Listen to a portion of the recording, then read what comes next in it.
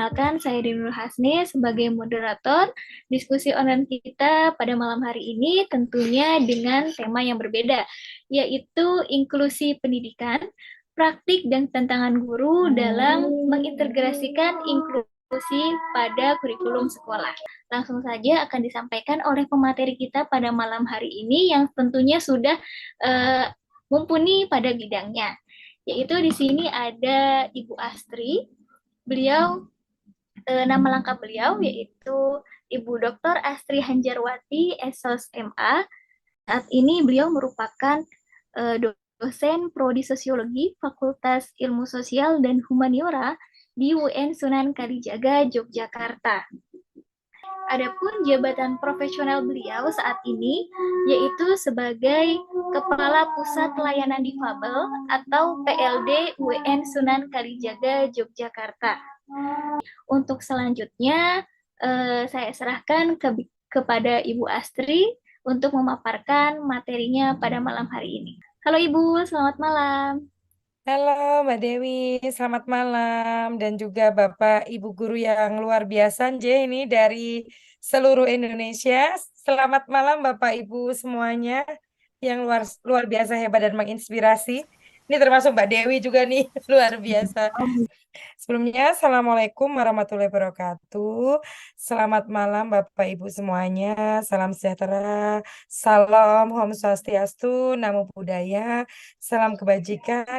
Jadi saya ini backgroundnya dari S1 sampai S3 ini sosiologi dan juga S3 kependudukan, terkait dengan kependudukan. Nah, kebetulan saya mulai masuk mengajar di UIN Sunan Kalijaga tahun 2011 Bapak Ibu. Nah, di tahun 2011 ini saya mulai mengenal apa itu penyandang disabilitas atau difabel, dan saya mulai mengenal apa yang disebut sebagai pendidikan inklusi, universitas inklusi, sekolah inklusi itu saya mulai di tahun 2011, dan alhamdulillah sampai saat ini saya sudah mempunyai pengalaman bagaimana mengajar difabel dengan beragam disabilitas, kemudian juga bagaimana membantu para dosen di UIN Sunan Kalijaga menyiapkan pengajaran untuk mahasiswa difabel. Karena saya sendiri sejak tahun 2012 juga aktif di Pusat Layanan Difabel UIN Sunan Kalijaga yang dimana di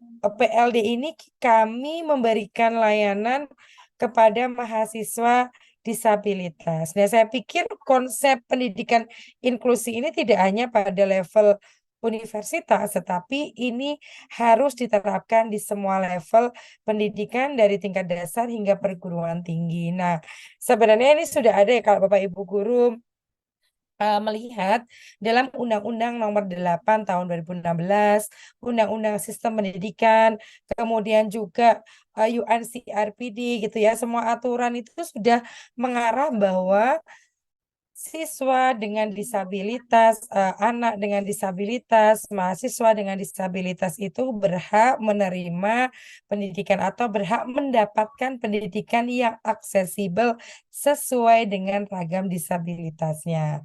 Tetapi memang implementasinya itu tidak semudah apa yang saya omongkan barusan, tidak semudah membalikkan telapak tangan. Tetapi itu semua butuh proses kerjasama dari seluruh stakeholder ataupun pemangku kepentingan, mulai dari pemerintah, kemudian guru, dosen, orang tua, kemudian juga masyarakat secara umum. Nah, jadi yang saya sampaikan hari ini terkait dengan modifikasi kurikulum Bapak Ibu tentang Universal Design of Learning dan juga adaptasi kurikulum. Nah, ini merupakan buku baru yang kami susun di Pusat Layanan Difabel, Universal Design of Learning dan juga adaptasi kurikulum bagi penyandang disabilitas.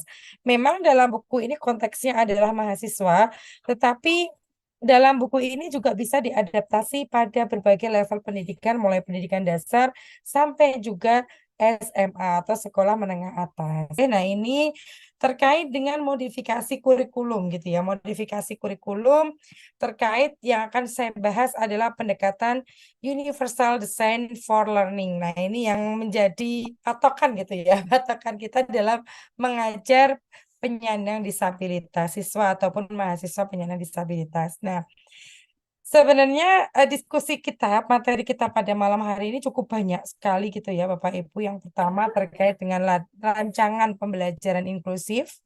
Itu ada dua, yaitu terkait dengan apa itu Universal Design for Learning itu sendiri apa. Kemudian yang kedua, adaptasi kurikulum ataupun modifikasi kurikulum itu seperti apa. Ini yang pertama.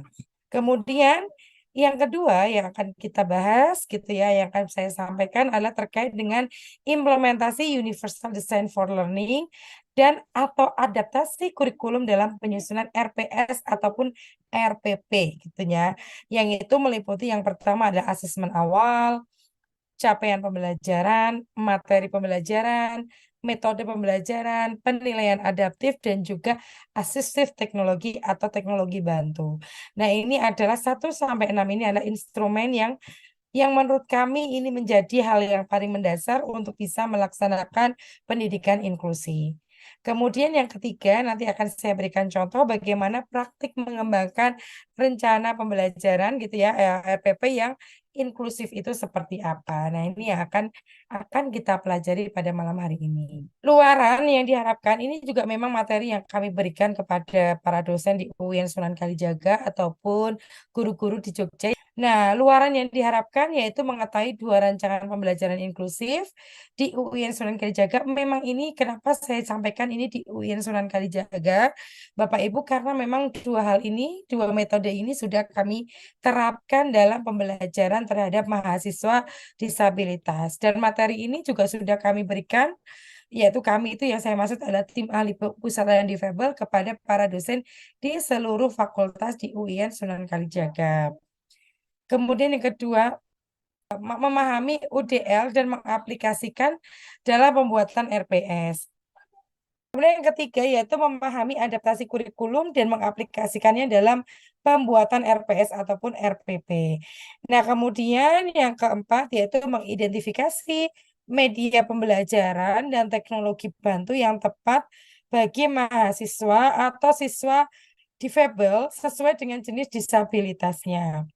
Kemudian yang kelima yaitu mempraktikkan cara menyusun instrumen penilaian yang adaptif dan yang terakhir yaitu mengenal Index of Inclusion sebagai langkah mewujudkan kelas dan kampus atau sekolah yang inklusif ya. Nah, ini rancangan pembelajaran inklusif di UIN Sunan Kalijaga. Memang metode ini sudah kami terapkan. Kita bisa melihat di sini ada bagian Bapak Ibu, rancangan pembelajaran inklusif itu ada dua, yaitu UDL atau Universal Design for Learning dan juga ada adaptasi kurikulum. Nah, kita ke yang sebelah kiri dulu ya, yang tentang UDL dulu. Nah, UDL ini adalah pendekatan rancangan pembelajaran inklusif secara umum berlaku untuk semua mahasiswa. Jadi sebenarnya Universal Design for Learning ini sangat humanis sekali gitu ya. Sehingga ini berlaku untuk semua mahasiswa gitu ya. Karena ini kita highlight bahwa ini semua mahasiswa atau semua siswa. Bapak Ibu. Jadi ini bisa diterapkan di sekolah-sekolah gitu ya, atau semua siswa. Nah, siswa kok semua siswa termasuk siswa disabilitas berarti ya Bu. Betul, termasuk siswa disabilitas. Tetapi ini hanya untuk difabel yang mempunyai kemampuan menengah ke atas. Itu siapa saja?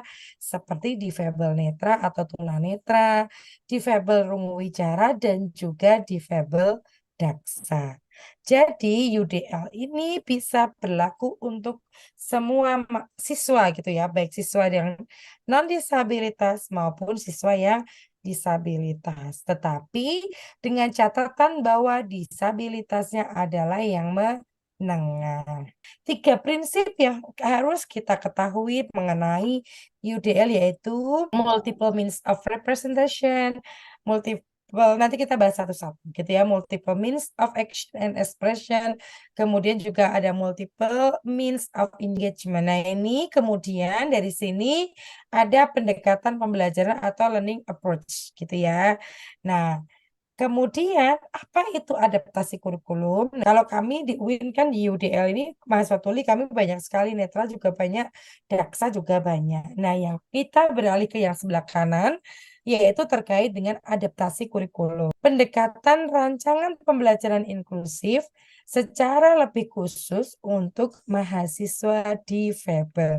Jadi, kalau adaptasi kurikulum ataupun modifikasi kurikulum ini yang perlu Bapak Ibu ingat, ini hanya berlaku khusus bagi siswa difabel atau siswa penyandang disabilitas.